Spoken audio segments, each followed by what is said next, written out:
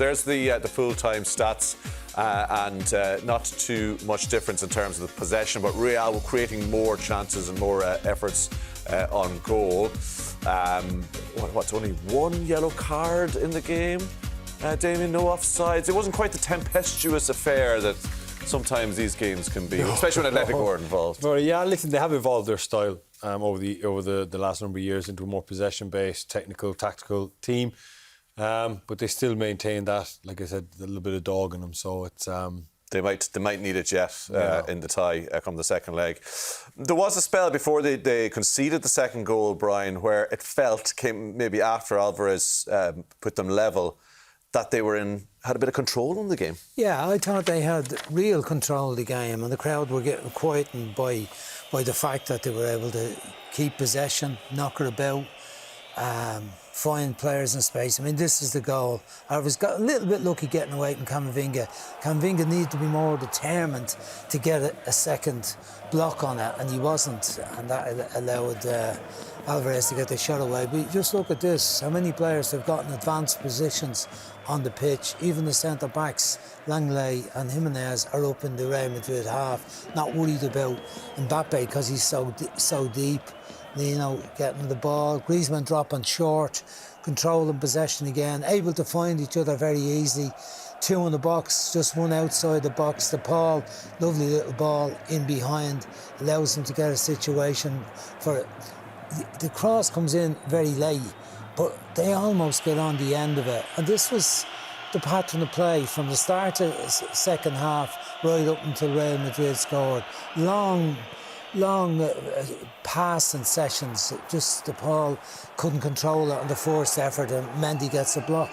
And the goal kind of came out of the blue while they were playing very well. It shows what they can do. They can outplay Real Madrid. It'll be interesting tactically what happens. Will Real Madrid approach the second leg trying to hold on to the goal, get a third goal on the break?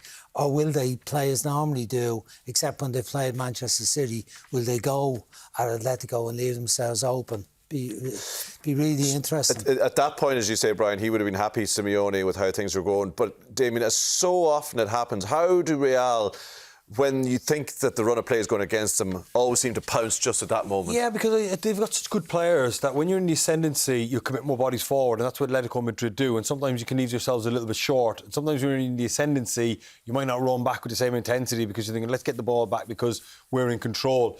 And I think it's that moment that you switch off that they get you, and boy, did they get him. And it was a beautifully worked goal. Ferland Mendy here makes a great third-man run. So he passes it wide to Vinny.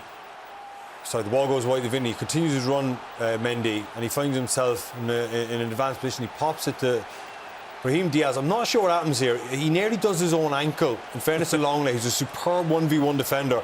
Now, I think, as we just see Mendy there make his third man run, I think he's trying to go left here, Diaz, and he misses the ball, plants his left foot. So I've got a little bit of sympathy for Jimenez. But take nothing away after that. There, he's trying to go left, nearly rolled, but does roll his own ankle.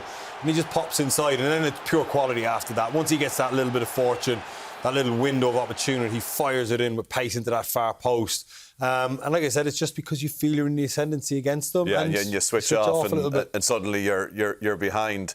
We're going to give the sort of player focus to the man who actually had the captain's armband for Real for most of the game until Modric came on. But he's just Valverde.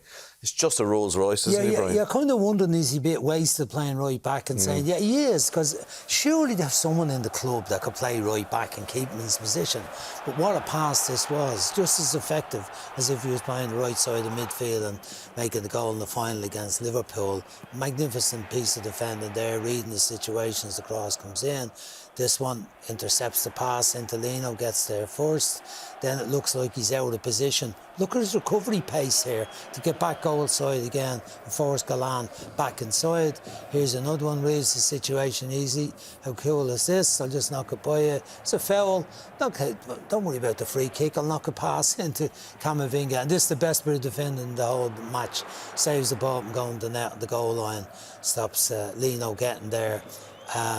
Intercepts another pass on the inside and then uses it, and away he goes on his bike.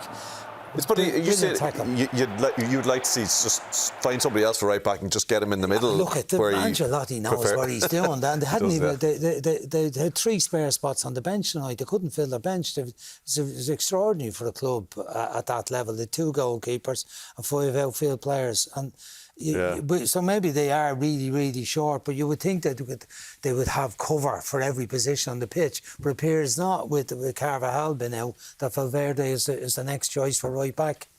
We have to look at that late Real chance. That could be one of those pivotal moments when people look back in this tie. They win the ball back high up the pitch here, and one pass just takes them all out, and Mbappe has the touch.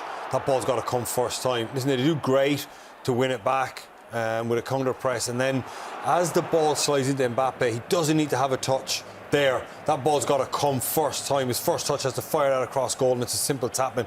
But because he takes that touch, that extra second allows the defender to get back. I think it's Llorente gets back in, and then obviously the ball gets pulled back to Modric, and you can't get it either side of Oblak. But I just wonder, because that probably would have put the tie to bed. Quiet tonight, Mbappe? Yeah, very quiet. But listen, the great players surely turn up in nice like this. Yeah, listen, no? I mean, Jimenez is a seriously good defender. 1v1, he's pacey, he's rangy, and he's hands-on. Yes. And because they narrow off, Atletico's defence narrowed off, it allowed the wide players, Vinicius Junior and Rodrigo, time. You know, so I think away from home there will be a little bit more space, especially if Atletico come out and look Atletico for have to chase it a bit at some stage. You'd think so, but it's delicately poised, and I'm sure it's going to be a great time. Sure is.